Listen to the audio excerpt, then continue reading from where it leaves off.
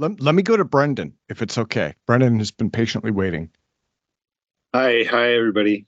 Yeah, I'm relatively new here, so I'm just trying to be patient.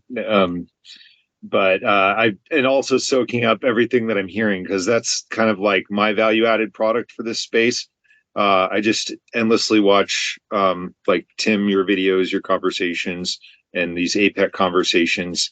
And I've been talking, and just to give a lay of the land, I don't have anything specifically written or developed, and I'm not doing experiments yet, though it will be. I kind of have been talking with Daniel Davis and Jeremiah and Adam, aka Space Case Zero, and a few other folks, and putting together. I'm sort of like trying to see the forest for the trees because, we get into the weeds with these individual perspectives and different theories that I feel like are all kind of like I don't really see theories as like being right or wrong. I see them as being useful or not, and sort of general descriptions of what may be the case that could be described mathematically. We can either, you know, we could just do stuff with. So I wanted to mention, and I had all these links queued up. If you'd let me share really quick. Yeah, go for it. So but Brendan, it looks like your screen is frozen. You might be having bandwidth issues. Okay, hold on. Let's see what happens when it could just be my video, and that doesn't matter as much. Yeah, try doing a share. And let's if see you have about video, the share. try and keep the sound off if you can. Okay, so you guys seeing this? So looks like it's slowly sending. Yeah, I think you have limited bandwidth, which is slowing it down a little bit. Oh, poop. Well, to get better bandwidth, I'd have to go around my whole house and get my kids to stop playing Roblox. So let's see what we can do here. So is it not coming through at all, or just a little bit? It looks like it showed just a little bit. It started showing the first part of your Windows screen. It's got part of your background, and then it just kind of stopped. Okay. Well, poop, you know what? I'm sharing the wrong screen. You're sharing the wrong screen. Yeah, that's what I'm doing. Yeah. Let me share the one that I was actually looking at. Share. Gotcha. Let me see. There we go. Okay. So I've been looking at Mike McCullough. He comes up a lot in my mind and in these pursuits, which is quantized inertia, and you had him on your channel. And what he's describing basically is like an electromagnetic version of inertia, where the local mass object is a contained electromagnetic object that's interacting with the electromagnetic, call it pressure or radiation from the whole universe. That is what we call Unruh radiation, right? And so that's kind of an electromagnetic version of inertia and possibly gravity. Although we were talking about things going up in space, I don't know who else was familiar that they have a model of the Rindler Horizon Drive in space now. It's on this thing. This is an artist rendition of the thing, but it's an open space company, not SpaceX itself, I think, but it's up there testing its thing. That was interesting to me because you can see here's the diagram sort of for how it works according to Mike, where by basically its interaction with the horizon of the observable universe electromagnetically is what creates what we experience as inertia. And supposedly by building one of these, we call them warp drives, but a warp bubble or some interference there to keep your electromagnetic energy from yourself from interacting with this the rest of the universe. And that's kind of what's here in this. Did I completely freeze? Am I no, my browser? Okay, we can see your mouse. My browser was freezing for a second because I have like 20 billion tabs open on this computer, but I was trying to bring up. I had Pais's patent. Well, he patented inertial mass reduction device, which is aka warp drive, and that was based on a similar phenomenon. And he has this Superforce paper out that is connecting all of these things.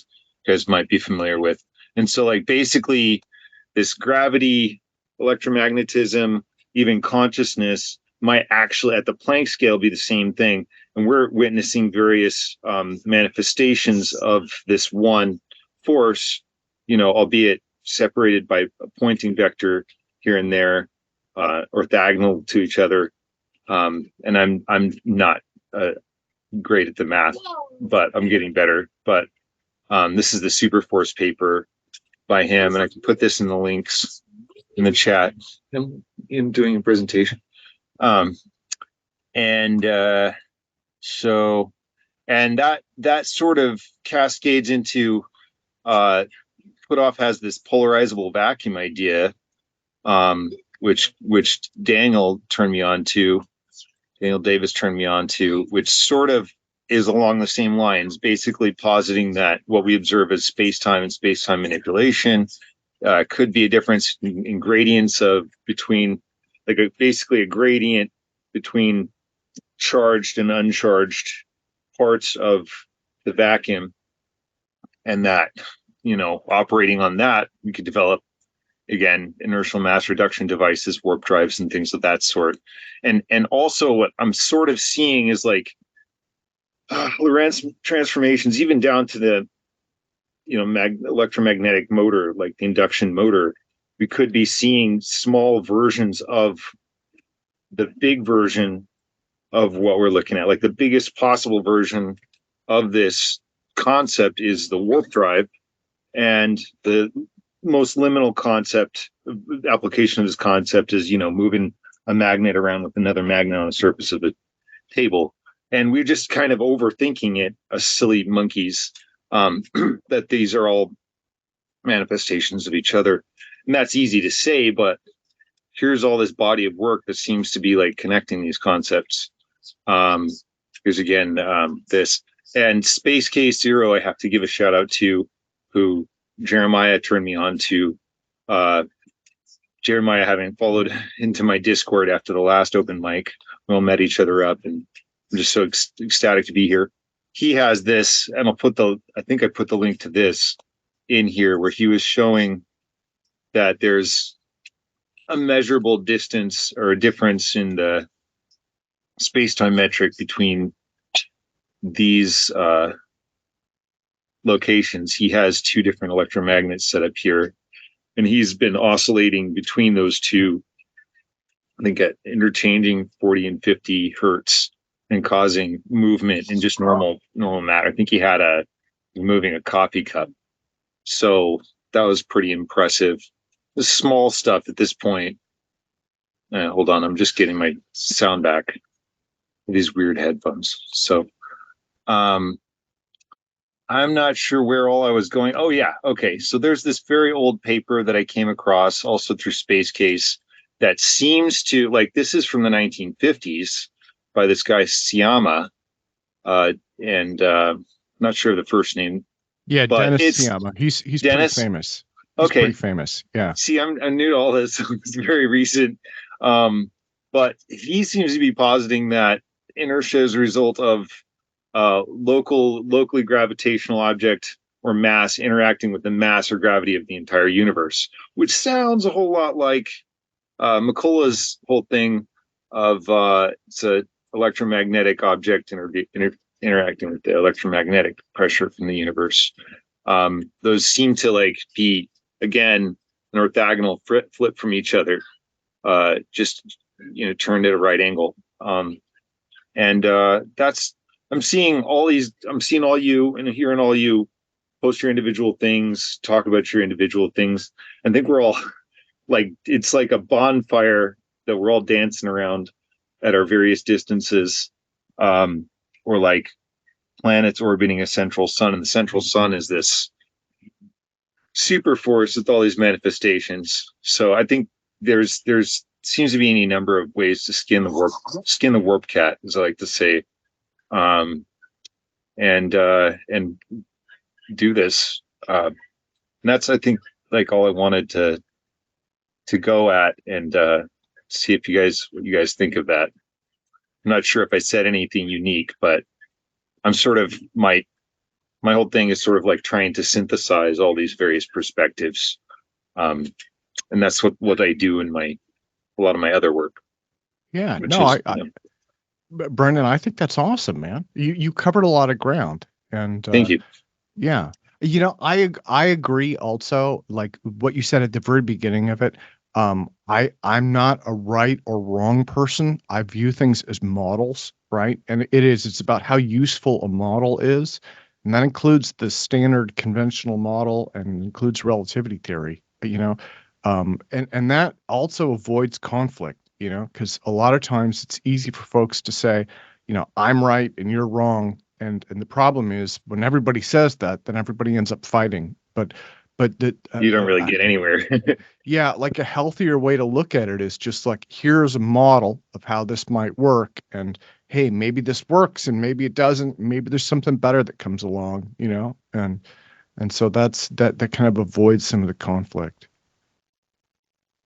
It was Donald Hoffman. I have to say, I have to give him somewhat credit for that. He's got a very robust identification or definition of a theory. It's a very functional definition of a theory. I just have to give him a shout out there. Love to talk Yeah. to him someday. I'd love to talk to all these guys someday. I'm just so grateful to be here having these conversations with people. Well, thank you for coming. Thank you for coming. Yeah. I mean, yeah. Well, let me see. Do you want me to go? Maybe I'll go to Curtis. Curtis has his hand up. Yeah. Hey there. Yeah, I just had a follow up with that because Sciama's work is something that Jim's on there. He can comment himself, but it's something Jim used directly in the derivation of the Mach effect.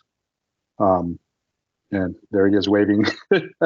He's older in the 20th century. He's back there a ways. So Jim used that, definitely used that as a foundation. And so, the gravitational potential being something that was in Sciama's work. And he kind of showed that. There's debate about, in standard physics circles, whether Sciama, really ended up believing that or not. I don't know. But it's I'd point you at Jim's stuff as well if you want to know more about the Mach effect. In addition, so there was a Mead Carver who I just showed you guys one of his an experiment that he brought up. In addition, there's another fellow.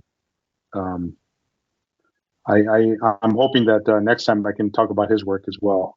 But there's definitely seems to be something there, and there's a convergence, even though not everybody would agree on the methodology and like the specific maybe the specific steps. But if there is a Mach effect, if there is some kind of inertial thing that the rest of the happens with the rest of the universe, then Jim's idea, or that kind of an idea where you're able to kind of bootstrap yourself and wiggle your way around, hopefully we can get something experimentally that shows that.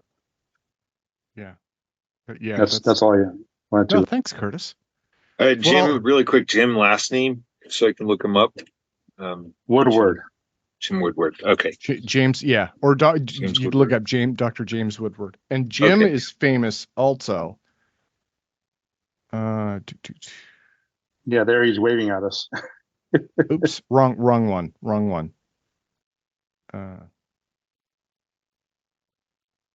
I'm actually surprised Drew did not say anything about evil. Oh, Jim is here tonight. Oh, I now I built his ego up. Jim, do you want to say a few words?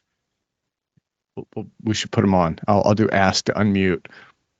Now that I've ruined his ego for the night. I didn't even know he was here. I was just saying he was famous because he is. Okay. Curtis is telling you the straight stuff. Sciama's theory was an electrodynamic analog theory that he created because general relativity was very complicated. It's a vector theory of gravity. It's ultimately not right. It's an approximation to general relativity, but it does get inertia correctly. Inertia turns out to be the analog of the magnetic field in electrodynamics. And it turns out if you accept that idea that inertial forces are in fact gravitational forces due to the distant matter in the universe. And if you want to make really gigantic gravitational forces to make gigantic gravitational effects, all you have to do is accelerate stuff very, very quickly. You can make enormous forces that way. Gravity is normally very weak. It takes the entire Earth to give you your weight. But you That can be done with hope. fields too, right? Hmm? That can be done with fields too, as opposed to accelerating matter. I'm sorry, I've got new hearing aids. I'm not getting that. We can accelerate fields instead of matter. No, you accelerate matter. Fields are just the way in which the matter connects to other stuff.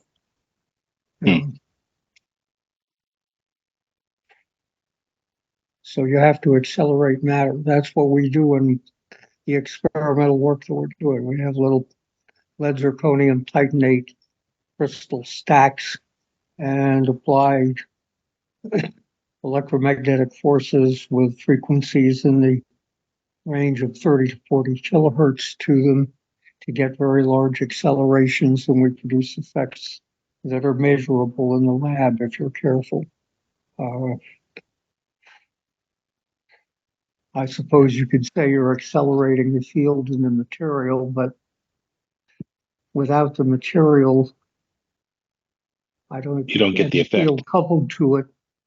If the field's not coupled to a source, talking about accelerating fields probably doesn't make much physical sense to me, to tell you the truth. I don't know. Anyway, we're having fun. Curtis is doing an outstanding job, and it's coming along. It's exciting. So it's exciting. Curtis will have more to tell you in future meetings. Jim, I'm just looking up your weather down there. It's going to be, I'm just looking up your weather down there. It's going to be sunny in the 60s, low 60s. It's cold.